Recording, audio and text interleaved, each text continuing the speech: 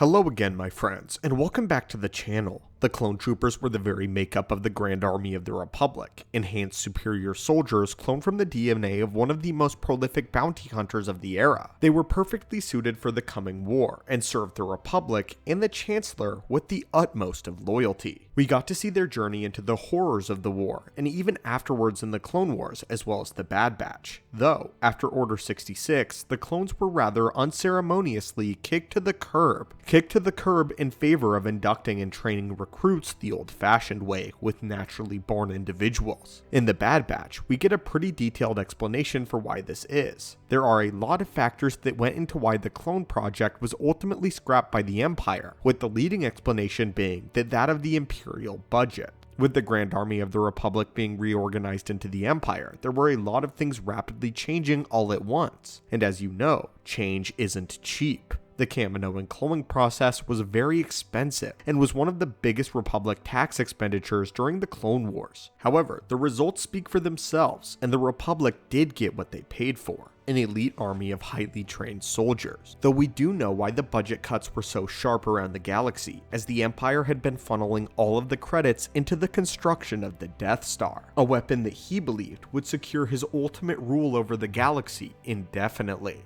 One thing though that we still need to answer is why the remaining clones were so quickly ushered out of commission. As in, yes, the destruction of Kamino halted the creation of any new clones, but there was still a good amount of clone troopers left following Order 66. And yet, while they were outfitted with a new stormtrooper armor, it would only take a few short years before the Empire fully transitioned into the Stormtrooper Corps from clones to regular soldiers. Some might say that rapid aging played a major factor into this, but we didn't see the effects of rapid clone aging become a problem until sometime around 10 BBY. That begs the question, why was the Empire so eager to decommission all leftover clone troopers? I believe the answer lies in the inhibitor chips themselves that all of the clones were outfitted with at birth, the very ones that contained the coding for all of their secret orders. You see, the purpose of the inhibitor chips was to completely suppress the free will and thinking of a clone besides the exact task that the order was issued for. In this case, Order 66. When the Chancellor said the triggering words, the inhibitor chip switched on, and all motor function was completely overridden in the clones as well as their personalities. All bonds and loyalties made by the Jedi were gone in an instant,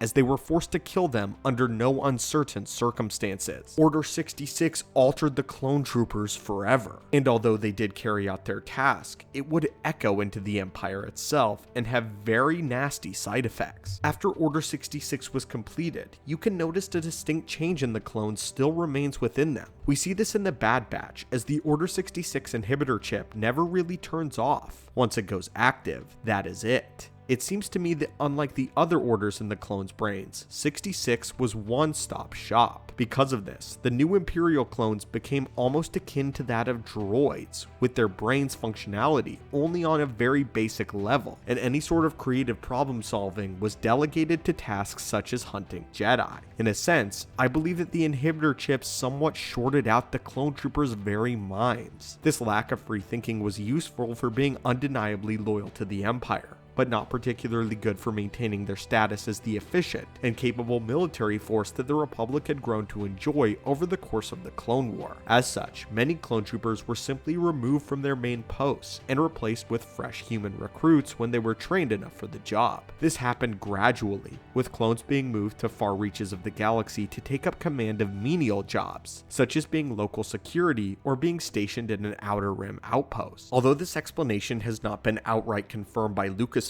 I think that the Bad Batch heavily implies it. Whenever Clone Force 99 returns to their world of Kamino, they all immediately recognize a very distinct attitude change in the regs, or the regular clone troopers. None of them act with really any personality or empathy. They remain marching in formation even when they don't really need to, and their speech patterns are all very uniform as well. This somewhat disturbs the boys, giving us a pretty clear indication that most of the regs had their brains short-circuited by the inhibitor chip. I say most and not all because there were a few clone troopers that retained their personality and even their morality to some extent after the fact. We can see that plainly in Captain Hauser, whose loyalty was torn between that of the Empires and the Syndulas. He even helped them escape and managed to also talk a few of the other clones into laying down their weapons and not serving the Empire, indicating that some of these clones still had a little bit of their free will. It were these events, though, that caused the Empire to deem it too risky to have these clones running around, and remember their loyalty was to a democracy and not the Imperial regime. We can see these distinct changes in even Captain Wolf, a clone trooper who executed Order 66 and then had his inhibitor chip removed after the fact, as he is the most unhinged and insane of all of the clone troopers. It's clear though that Order 66 took a major toll on the clone troopers, and they were not pushed out purely because of cost, but that Order 66 not only destroyed the Jedi, but the clones as well, as it attacked and altered their very minds. Not to mention that the reliability of the clone troopers was drastically diminished following Order 66, as much of their experiences and creativity, which is what made them such great soldiers to begin with, was ripped away from them nearly instantly. Not to mention that many of them did show allegiance and that small ability to free think.